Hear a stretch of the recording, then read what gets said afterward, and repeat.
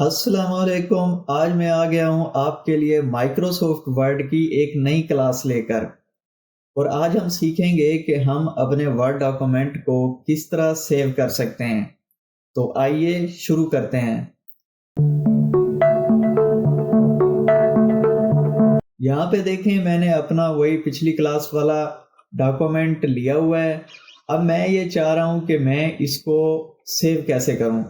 Simply मैं यहाँ ऊपर फाइल में जाऊँगा, इसको मैंने करना है क्लिक। नाउ याद रखें कि जब भी मैं आपको सिर्फ क्लिक कह रहा हूँगा तो आपने कंसीडर कर लेना है कि मैं आपको लेफ्ट क्लिक कह रहा हूँ। और जब मैंने कभी राइट क्लिक का कहना है तो मैं पहले बताऊंगा कि मैं अब राइट क्लिक कर रहा हूं। या आप नीचे भी देख सकते हैं, ये जो नीचे लेफ्ट कॉर्नर पे लिखा हुआ आ रहा है कि मैं क्या क्लिक कर रहा हूं। ये देखें, मैंने ये लेफ्ट क्लिक किया है ना, तो ये लेफ्ट क्लिक लिखा हुआ आ रहा है। और अगर मैं राइट क्लिक करूंगा तो यहाँ पे राइट क्लिक लिखा हुआ आया है। जब भी मैं राइट क्लिक कर रहा हूँ तो कोई ना कोई इस तरह का मेन्यू ओपन होके आ रहा होगा आपके सामने। तो यहाँ पे मैं फाइल में जाके इस पे क्लिक करता हूँ और यहाँ पे मैं आता हूँ सेव एज में।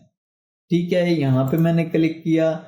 यहाँ पे हम ब्राउज करके अपना फोल्डर बता सकते हैं कि हमने किस फोल्डर में अपना डॉक्यूमेंट सेव करना है और किस नाम से सेव करना है।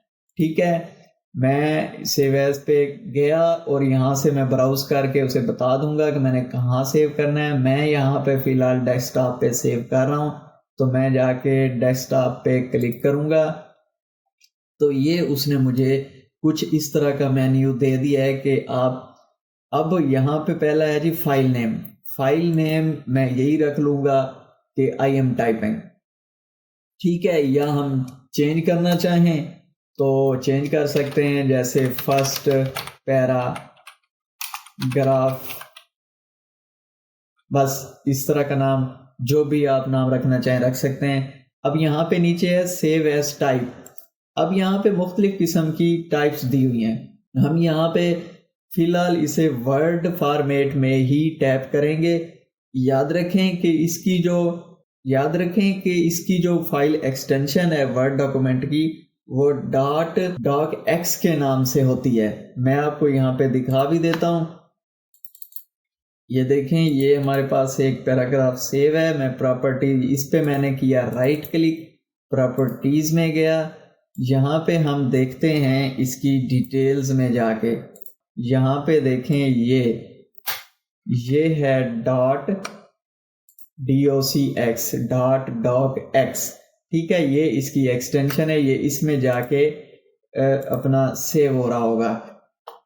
तो यहाँ पे हम सेव करना चाह रहे थे, हम आए यहाँ पे, मैं इसका नाम चेंज कर देता हूँ फर्स्ट पैराग्राफ। और यहाँ से हमने अब इसकी टाइप सेलेक्ट करनी है कि हम किस में इसको सेव करना चाह रहे हैं। नाउ अब देखें, ये तो वर्ड डॉक्यूमेंट की आ गई जो पहले में है।